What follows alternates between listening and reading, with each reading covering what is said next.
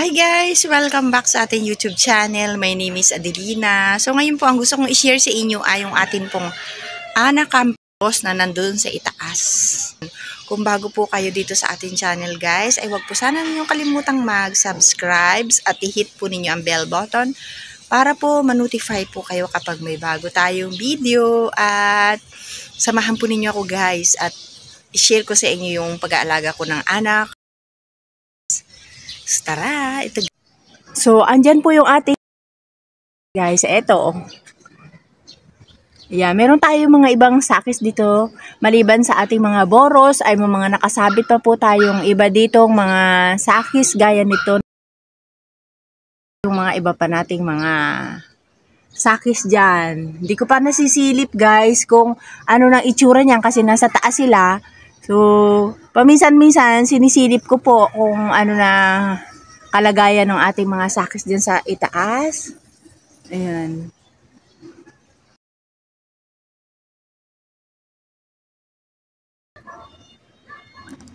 Ay!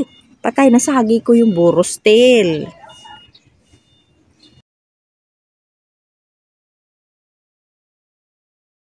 So, ibaba ko na lang po dun sa doon tayo mag-share. Mainit po dito kaya ako yung nakasombrero na, may tabing pa yung mukha ko kasi nakaka-sunburn po talaga yung init dito sa ating garden. Dito po tayo guys, sa malilim. At basa yung ating semento kasi umulan po. Basta may tubig po dito sa ating garden kapag umuulan. Dahil po wala tayong bubong, rain and shine. So, anong nangyari dun sa isa? Kulubot yung isa nating bakit siya kumulubot? Pero mukha naman pong buhay siya at saka hindi masyado siyang nakabaon sa lupa. So nakaangat yung gilid. So dito lang yung nakalubog So ibabaon ko na lang siguro guys.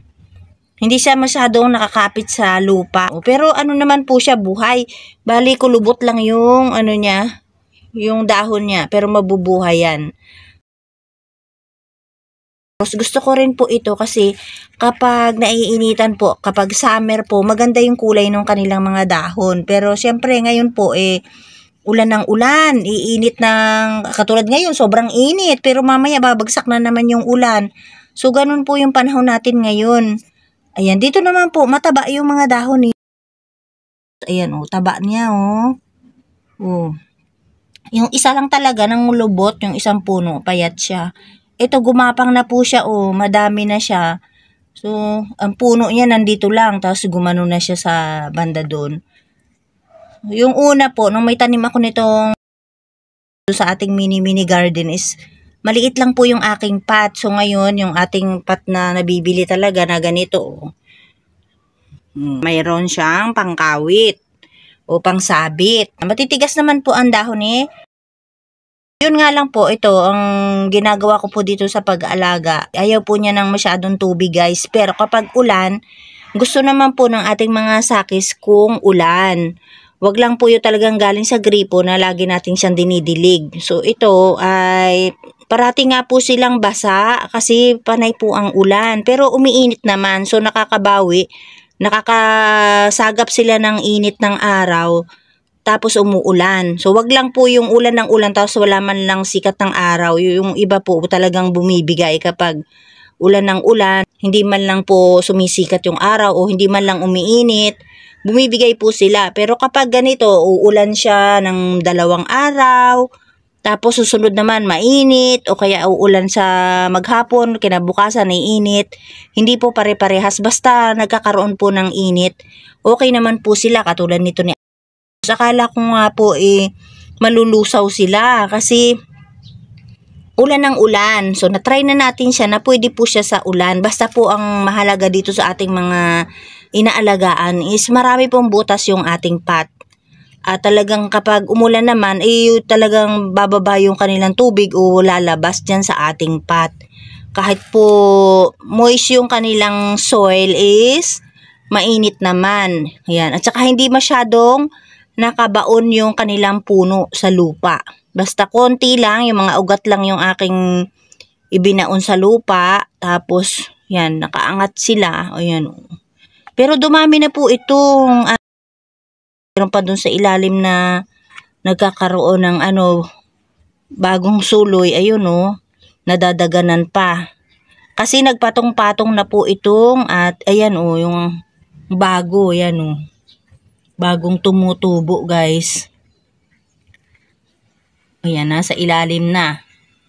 Yun, dumadami pa po. Ayan, bibigyan natin siya ng space para lumabas. Ayan, kasi nadadaganan nung sanga nito. Ayan, ito malago Itong isang ito ay nangulubot, pero po yan, mabubuhay pa po yan. Kasi pag hinihila ko sa banda dito is matigas naman, hindi ko siya mabunot. So yung dito lang sa side na to, labas po yung kanyang mga ugat. Kaya po siguro nangungulubot. Ayan. So kapag naman po, kapag tag-init at nadadry yung soil yan, saka po ako nagdidilig sa kanila. Kapag dry na po yung soil nila, didiligan ko po siya. Pero pag nagdilig po ako, talagang as in basang-basa po, hindi yung didiligan ko siya ng kunting-kunti lang. Kasi po kapag kunting-kunti lang po yung pagdidilig natin at napakainit ng panahon, mabibitin po sila, hindi nila ma-absorb talaga yung gusto nilang inuming tubig. Kaya kailangan po tumutulo yung tubig kapag nagdilig tayo. Pero hintayin po muna natin siyang madry ang soil.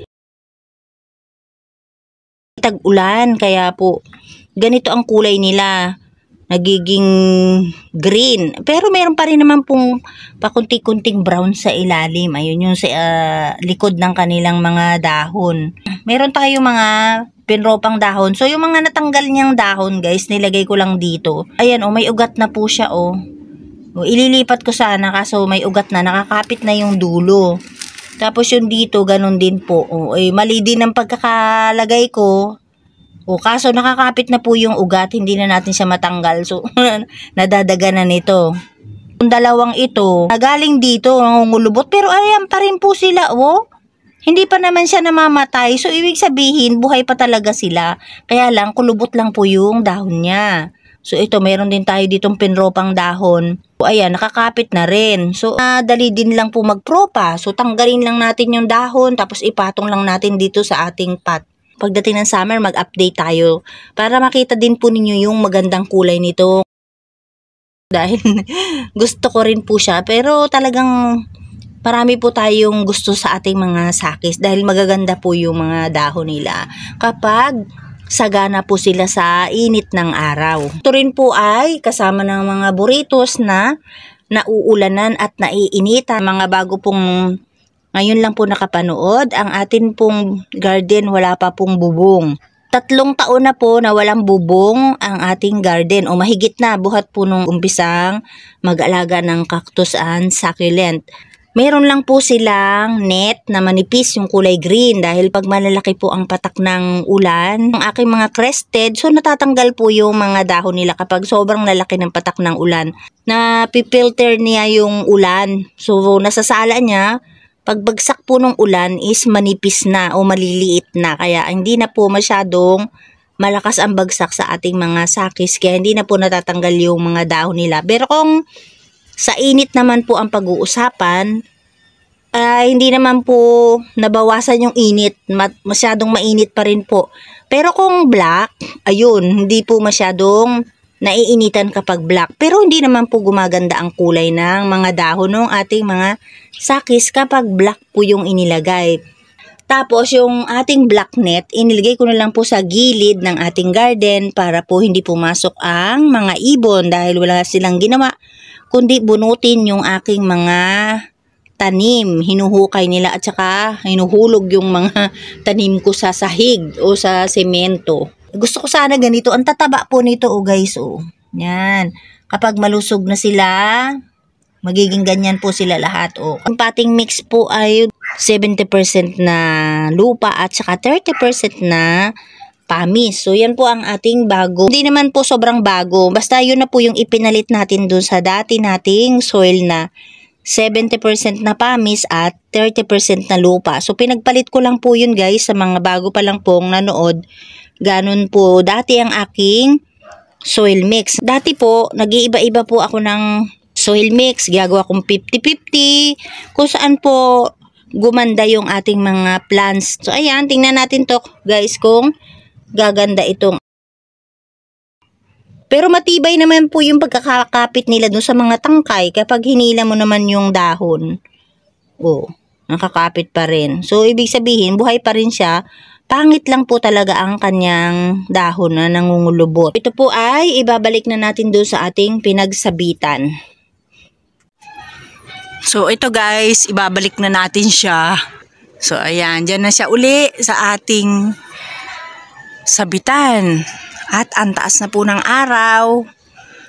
Ayan, sikat ng araw, napaka, na po, init.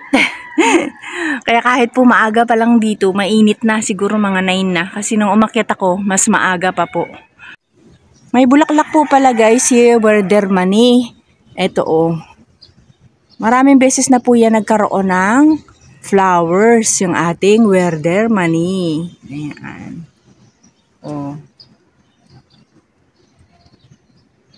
So, gusto po niya ng nakahang dahil sa kumapal po siya nung inihang ko. At saka humaba na siya. Pero kahit humahaba po siya, tumataas pa rin siya. Pero kung talagang pababa lang siya, mahaba na po. Pero ayan, umaakyat pa rin siya, bumabaloktot pataas. So, naghahanap pa rin po siya ng paakyat siya ng pataas. Ayan. Ayan. So, yun guys, ang akin pong share at maraming pong salamat sa inyong panonood. Thank you for watching at sana po mag-ingat po tayong lahat. Bye!